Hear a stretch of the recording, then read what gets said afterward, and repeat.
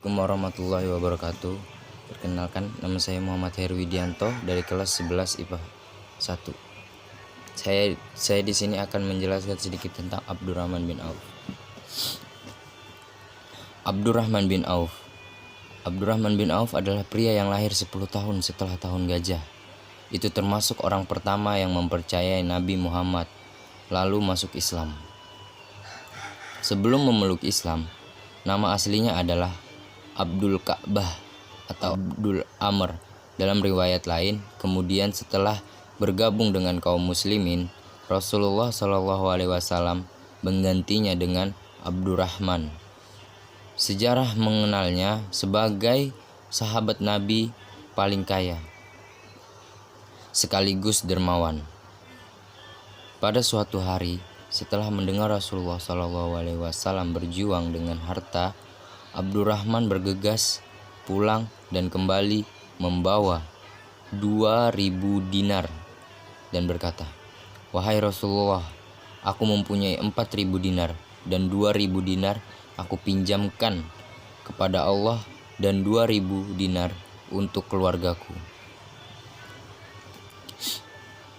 Rasulullah SAW menerimanya sambil bersabda, "Semoga Allah melimpahkan berkahnya kepadamu terhadap harta benda yang kamu berikan, dan semoga Allah memberkahi pula harta yang kamu tinggalkan untuk keluargamu.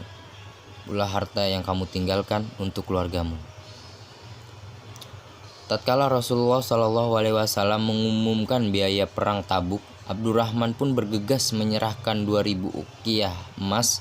Melihat kejadian itu, Umar berbisik kepada Nabi,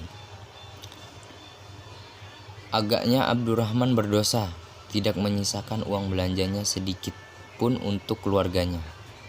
Ketika Rasulullah SAW menanyakan hal itu kepada Abdurrahman, ia menjawab, "Untuk mereka saya tinggalkan lebih banyak dan lebih baik daripada yang saya sumbangkan, yakni sebanyak rezeki, kebaikan, dan upah yang dijanjikan Allah." Subhanallah, singkat kisah, sejak berita gembira dari Rasulullah SAW itu, Abdurrahman bin Auf semakin dermawan. Semangatnya tinggal di dalam mengorbankan hartanya di jalan Allah. Ia menyumbangkan 4.000 dinar, 500 ekor kuda, dan 1.500 unta untuk para pejuang. Ia juga membagikan 4.000 dinar kepada setiap veteran perang Badar yang masih hidup.